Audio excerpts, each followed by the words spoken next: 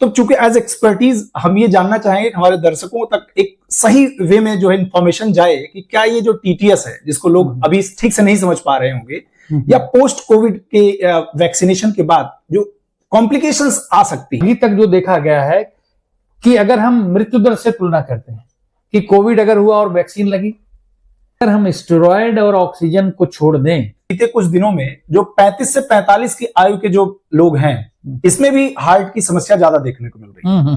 तो अब वो समय कब हो, कब एक रियल समय माना जाए कि लोगों को अपने हार्ट से संबंधित चेकअप करा लेने चाहिए? देखिए, कोई फिक्स समय नहीं है। सर्चनामा देख रहे हैं आप और मैं हूं अतुल मिश्रा। आज हमारे साथ हैं उत्तर प्रदेश की एक मशहूर शख्सियत चिकित्सा के क्षेत्र में, डॉक्टर HD सिंह। डॉक्टर साहब, आपका बहुत बहुत स्वागत है हमारे सर्चनामा प्लेटफॉर्म पर। Thank you very much. Sir, इस समय एक बहुत ज्वलंत मुद्दा है।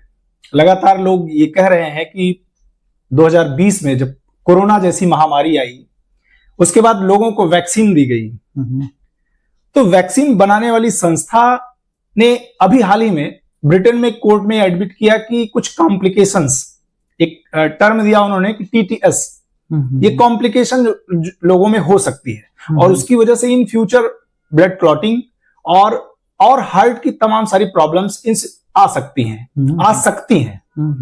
तो चूंकि एज एक्सपर्टीज हम ये जानना चाहेंगे कि हमारे दर्शकों तक एक सही वे में जो है इंफॉर्मेशन जाए कि क्या ये जो TTS है जिसको लोग अभी ठीक से नहीं समझ पा रहे होंगे या पोस्ट कोविड के वैक्सीनेशन के बाद जो कॉम्प्लिकेशंस आ सकती हैं, उस पर थोड़ा सा एक ब्रीफ हमारे दर्शकों को दें। ये वर्तमान समय में जो हमारा एक समय चल रहा है, जो एक पॉलिटिकल, समझो एक इलेक्शन का वक्त है, और इसी समय इस तरह की बात आई है कि ये वैक्सीन जो है इस तरह के दुष्प्रभाव हैं। ये कोई नई बात नहीं है, बहुत पहले से इस मसले पर डिस्कशन हो रहा है। जब ये वैक्सीन दी जा रही थी तब भी पाश्चात्य देशों ने इसका विरोध किया, बल्कि उनके यहाँ बंद था।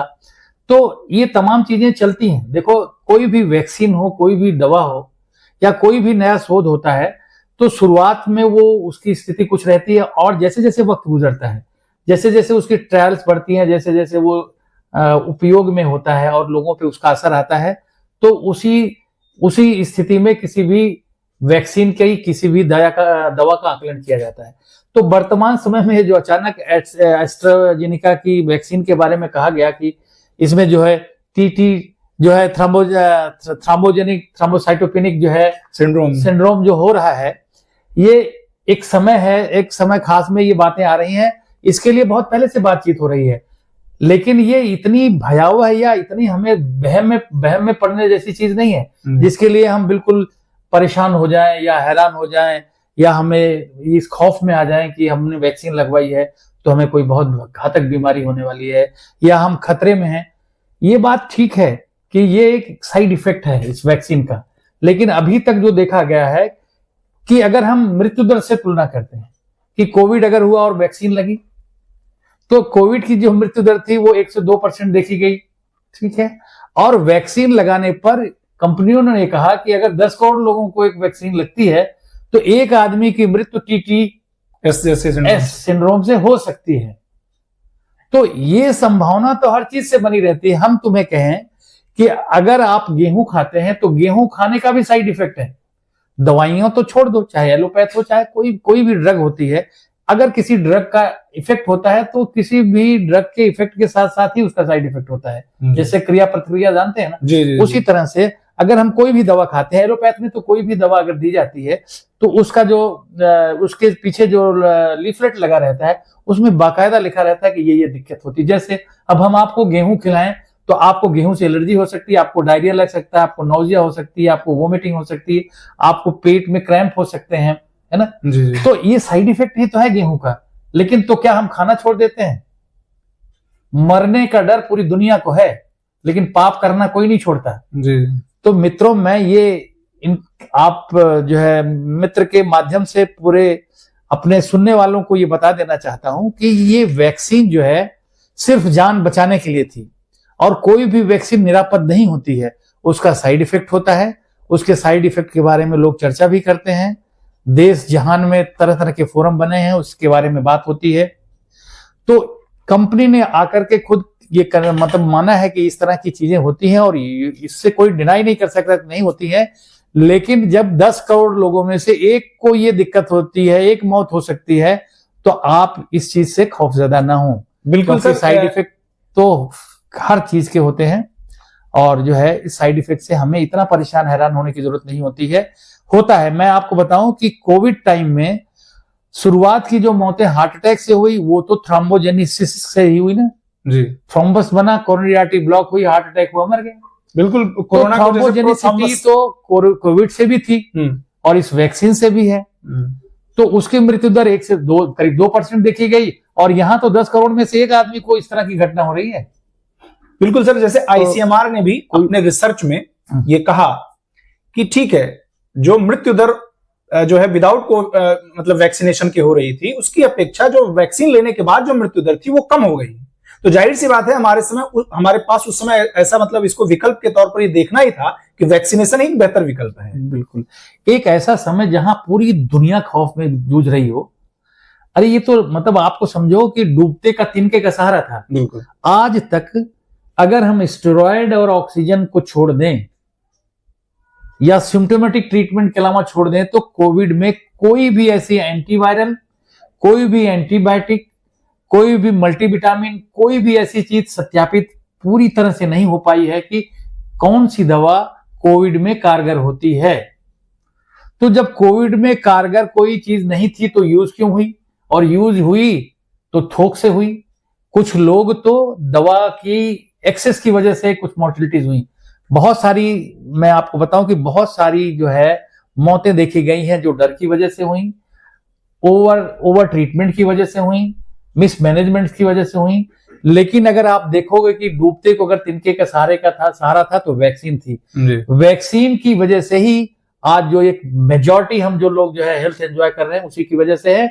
और ये एक लाइफ सेविंग और कम से कम कोविड के प्रिवेंशन के लिए एक महत्वपूर्ण चीज थी। तो हमें बजाय उनको जो है धन्यवाद देने के, हम उनके बारे में तरह तरह की अफवाहें या कोई बात फैलाने के चक्कर में ना पड़े। ये बिल्कुल गलत बात है कि कोई भी ड्रग निरापद होती है, और ये भी है कि कोई इतना बड़ा साइड इफेक्ट इन चीजों से होता है जिसके लिए आने वाले टाइम में आप संजीदा रहें। हम कहते हैं कि अगर हार्ट अटैक से मौत होती है तो वो तो कभी भी किसी समय किसी भी वक्त होती है। प्रीमेच्योर पहले भी होती थी, आज भी होती है जी। आज ये कहा जाता है कि ज्यादा होती है, तो हम कह रहे हैं कि उससे बचने का भी हम तरीका करते हैं। अगर आपको कोई सिम्टम है, आप किसी भी एज ग्रुप में हैं, 25 से 30 साल के भी हैं, तो अगर आपको चलने से अनयूजुअली अचानक आपको लगता है कि आपकी सांस फूलने लगती है, या आपको लगता है कि सीने में दर्द होता है, या आपके शरीर में कोई भी सिम्टम इस तरह का होता है जो ये सजेस्ट करता है कि आपको दिल की दिक्कत हो सकती है, तो आप फौरन डॉक्टर के पास जाकर के अपना चेकअप कराइए जी। और चेकअप करा करके ये पता कर लीजिए कि आपको क्या होने वाला है। थ्रोम्बोसिस अगर हो रही तो अचानक ये तो थ्रोम्बोसिस होकर कोई ब्लॉक तो नहीं हो जाता है। अगर एंजाइना हो रहा है तो पहले पता करके उसका ट्रीटमेंट करिए। आप तो ढेर तरह के इलाज के तरीके हैं जिसमें आप हो सकते हैं। जैसे सर एक चीज और कि जैसे वैक्सीनेशन तो ठीक है, वैक्सीनेशन के बाद जैसे अभी जो कंपनी भी ये मान रही है और एक्सपर्ट्स भी कई लोग और भी ये मान रहे हैं कि जो इसके इफेक्ट्स थे वो ज्यादा से ज्यादा स्टार्टिंग के वैक्सीनेशन के 1 से 1.5 महीने में देखने को मिले, और बाद में इसके कॉम्प्लिकेशन फिलहाल बिल्कुल कम है या नगण्य कहे जाए।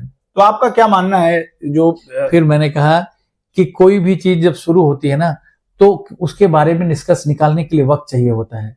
अभी इतने समय में कोई नेक टू नेक कोई ऐसे ट्रायल्स नहीं है जिससे हम कह सकें कि ये बिना वैक्सीन वाले बहुत अच्छे हैं और वैक्सीन जिनको लगी हुई है उनकी मॉर्टिलिटी बढ़ गई। तो हमारे पास ऐसे कोई सबूत नहीं है। हमको ये यूरोप और अमेरिका हमें जो है एक वहम पैदा करा सकती है, लेकिन जो है इस तरह का कोई आपके पास सत्यापित शोध नहीं है जिसकी वजह से आप ये बात कह सको कि इस तरह की चीजें हैं। जी जी। अच्छा सर, ये आज करंट इश्यूज की बात थी। अब आ जाते हैं तो थोड़ा सा लोगों की जो आम समस्याएं हैं, क्योंकि आप हार्ट एक्सपर्ट हैं तो निसंदेह लोगों तक ये जागरूकता जरूर जानी चाहिए कि जो हार्ट से जुड़ी समस्याएं हैं इसको लेकर के आप देख रहे होंगे बीते कुछ दिनों में जो 35 से 45 की आयु के जो लोग हैं इसमें भी हार्ट की समस्या ज्यादा देखने को मिल रही है। तो अब वो समय कब एक रियल समय माना जाए कि लोगों को अपने हार्ट से संबंधित चेकअप करा लेने चाहिए? देखिए कोई फिक्स समय नहीं है, फिर भी आप 30 साल के बाद मान लीजिए कि 30 साल के बाद अगर कोई भी डिस्कम्फर्ट बाईं तरफ आपको होता है जी। या अनयूजुअल आपकी सांस फूलने लगती है, आपको अनयूजुअली कोई भी सिम्टम चेस्ट में हो रहा है, तो आपको तब तक उसको दिल का मानना चाहिए कि जब तक ये साबित ना हो जाए कि वो दिल का नहीं है। अच्छा, आपको चेकअप कराना चाहिए और सतर्क रहना चाहिए, क्योंकि मैंने कहा कि हार्ट अटैक तो 30 के पहले भी 25 में भी हो रहा है। जी। तो सिम्टम के प्रति केयरफुल रहिए, उम्र के प्रति मत रहिए। हाँ, अब इस उम्र को अगर हम मान लें तो आप मान के चलो कि आज के टाइम में 30 के बाद आपको सतर्क रहना है, बाकी सतर्क तो आपको उसके पहले भी रहना पड़ सकता है। जी जी। अगर मतलब एज कोई वो नहीं, एज कोई बार नहीं है, एज कोई बार नहीं है, बट यूजुअली देखा जाता है कि किस एज ग्रुप में होता है। पहले ये माना जाता था कि भाई ये बीमारी जो है 60-50 के बाद की होने वाली बीमारी है। जी जी। फिर लगा कि नहीं साहब ये तो 40 वाले को भी हो रही है, और पिछले कुछ दिनों से देखा गया कि नहीं साहब ये 30 के बाद को भी हो रही है। तो ये तो एक चला आ रहा है सीक्वेंस, ये अचानक कोविड बीच में आया और इस तरह के इंटरप्रिटेशन हो रहे हैं। मैं ये नहीं मानता एक रॉयल डिजीज मानी जाती है। हाँ, मैं ये नहीं मानता कि ये गलत बातें होंगी, लेकिन सीधा सीधा इससे कोरिलेट करना कि नहीं कोविड आया और वैक्सीन लगी इससे होने लगा है, जी, कोविड आया उसमें होने लगी है, ये तीनों चारों बातें हो सकती हैं। एक चीज और सर, क्या हर सीने में दर्द, यानी कि सीने में जो दर्द है लोगों को अगर आम रूप से हो रही है, तो क्या वो सीने में दर्द जो है उसको हार्ट से ही कोरिलेट करना चाहिए कि कुछ और? बिल्कुल नहीं भाई, हर सीने का दर्द जो है वो हार्ट अटैक नहीं हुआ करता है या होने वाला एंजाइना नहीं हुआ करता है। 2/3 से ज्यादा सीने के दर्द जो होते हैं वो दिल की बीमारियों के अलावा भी होती हैं। ऐसी ढेर सारी कंडीशंस हैं जहां पे कि बिना हार्ट अटैक हुए, बिना एंजाइना हुए आपके सीने में दर्द होती हैं और आपको वो रूल आउट करना पड़ता है। जी। जैसे आपको अगर बाईं तरफ अधेड़ी हो रही है तो भी बाईं तरफ ही दर्द होगा। जी। आपको हाइपर एसिडिटी होती है तो उसका भी दर्द बाईं तरफ हो सकता है। अच्छा। आपको चोट लगी हुई है, आप एक्सरसाइज में कोई गड़बड़ी हुई है, मसल पेन हो रहा है, तो भी आपको बाईं तरफ दर्द हो सकता है। तो बहुत सारी ऐसी चीजें हैं जो बाईं तरफ दर्द पैदा कर सकती हैं। आपको क्लिनिकल प्रोफाइल देखना चाहिए, रिस्क फैक्टर देखने चाहिए, और जो भी इन्वेस्टिगेशन होता है उसकी बेसिस पर ये निर्धारित करना चाहिए कि ये बीमारी, ये जो चेस्ट पेन है जो आपको लेफ्ट साइड में हो रहा है, वो किस तरह से हो रहा है, वो हार्ट की वजह से हो रहा है और बिना हार्ट की वजह से हो रहा है। जी जी। तो मैंने आपको एक नियम बताया ना कि मेडिकल साइंस में अगर 40 साल के बाद या 30 साल, मतलब अब तो 30 साल मान लीजिए, 30 साल के बाद कोई भी दर्द अगर सीने में हो रहा है जी, और सीने से होकर बाईं तरफ अगर जा रहा है, तो आपको तब तक उसको दिल का मानना चाहिए जब तक कि जांचों से ये साबित ना हो जाए कि वो दिल की बीमारी का दर्द नहीं है। क्योंकि दिल की बीमारियां जो है आपको गंभीर परिणाम दे सकती हैं। बाकी बीमारियों को तो धीरे धीरे, जैसे मसल पेन है, ये है, हर्पीज जोस्टर है, या कुछ और भी एसिडिटी की दिक्कत है, ये तमाम चीजें करेक्टेबल होती हैं, ट्रीट हो जाती हैं और ठीक भी होती हैं। उनमें उनकी मृत्यु दर या उनसे बहुत कोई गंभीर कॉम्प्लिकेशन डेवलप हो जाए ऐसा नहीं होता है। एक चीज और सर, जैसे खान पान को लेकर के इस समय चूंकि तमाम सारे फास्ट फूड और इन सब पर लोग ज्यादा डिपेंडेंट हो गए हैं युवा, तो खान पान को लेकर के क्या जो है आप एडवाइस लोगों को देना चाहेंगे कि वो इससे निजात पाने के लिए, कि हृदय रोग की जो समस्याएं हैं वो ना डेवलप हो इन फ्यूचर, तो खास करके युवाओं को आप किस तरह की एडवाइस देना चाहेंगे? भाई युवाओं से पहले तो मैं ये कहूंगा कि बचपन से ही शुरू करिए, स्कूल गोइंग एज से ही आप खाने के तरीके पर ध्यान रखिए जी। और वो पेरेंट्स जो सुन रहे हैं उनको ये ध्यान देना चाहिए कि जो बच्चों के टिफिन बना रहे हैं वहां से शुरू करें। जो बच्चों को जंक फूड्स के जो है टिफिन दिए जाते हैं वहां से शुरू करिए, और ऐसे पथ्य को आप स्वीकार करिए जो कि जिनमें मैदे की चीजें कम हो, ऑयल कम हो, बाजारू चीजें कम हो, प्रिजर्व चीजें नहीं हो।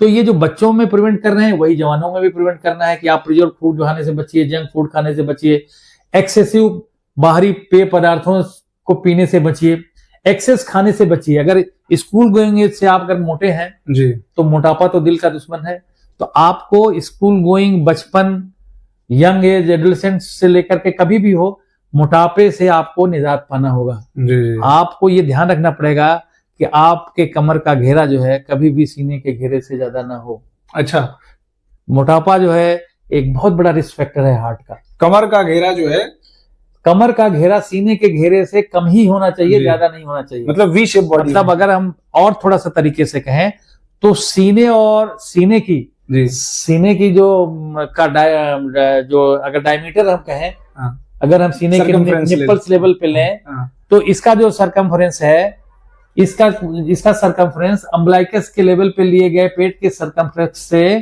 1.5 इंच जो है कम होना चाहिए। मतलब सीना जो है 1.5 इंच ज्यादा होना चाहिए पेट की तुलना में। जी। तो मोटे तौर पे ये देखो, कोई आदमी खड़ा हो करके अगर वो अपना अंगूठा नहीं देख पा रहा है अपने पैरों को सीधा करके, तब भी समझ लो कि आप मोटे हैं, ओबेसिटी है। बिल्कुल। तो ये सिंपल मेथड है जिससे आप ये असेस कर सकते हो कि आप में मोटापा है। अदरवाइज हम बीएमआई की बात कर सकते हैं, अदरवाइज ढेर सारे और पैरामीटर्स हैं जिसकी वजह से हम मोटापा कैलकुलेट करते हैं, बट साइंटिफिक वे बीएमआई है। बट हम अगर रफली अगर कहें तो हम इस तरह से अपने को मान सकते हैं कि आप मोटे हैं कि नहीं मोटे हैं। आप अपने सीने और पेट का रेशियो देख लीजिए। आप अगर खड़े होकर के घुटना सीधा करके गर्दन नीचे करके आप अपना अंगूठा नहीं देख पा रहे हैं, तब आप मोटे हैं। और वजन हमेशा आप जो है सुबह के वक्त, अच्छा, आफ्टर टॉयलेट जाने के बाद नापे और बिना कपड़े के नापे, जिससे आप एक स्थिर वेट नाप सकते हैं। नहीं तो कभी भी आपका वेट फिक्स नहीं आएगा। कभी आपकी जेब में चश्मा रहेगा, कभी आप खाना खाए रहेंगे, कभी आप पानी पिए रहेंगे। तो आपको अगर एक्यूरेट अपना वजन नापना है तो सुबह का वक्त है। जी। और उसी से आप मॉनिटर कर सकते हैं अपना वजन। और मोटापा आप मोटे तौर पे ऐसे कर सकते हैं, नहीं तो आपको बीएमआई इंडेक्स मौजूद है जो बता सकते हैं कि आप में मोटापा है कि नहीं है। और मोटापा दिल का दुश्मन है। जी। ये सत्यापित है। मोटापे से अब देखिए, आप अगर मोटे हैं तो आपको डायबिटीज भी होगी, आपको लिपिड प्रोफाइल भी अल्टर्ड होगा, आप सेडेंट्री होंगे, आपको गठिया हो जाएगा, आपको हाइपरटेंशन होगा। तो बीमारियों का तमाम सारे कॉम्प्लिकेशन, तमाम सारी चीजें मोटापे को लेकर के तमाम सारी बीमारियां हैं। जी। तो आज हम मौजूदा समय में कोविड वैक्सीन को लेकर के जो विवाद चल रहे थे, तमाम सारी जो मीडिया में खबरें चल रही थी, उसको जो है हम डॉक्टर साहब की ओपिनियंस के बेसिस पर हमने जाना। डॉक्टर साहब ने बिल्कुल अपनी एक भरी जुबान में ये कहा कि जो इस तरह के जो मिथ्या प्रचार और सोशल मीडिया पे जो चीजें चल रही हैं वो निराधार हैं।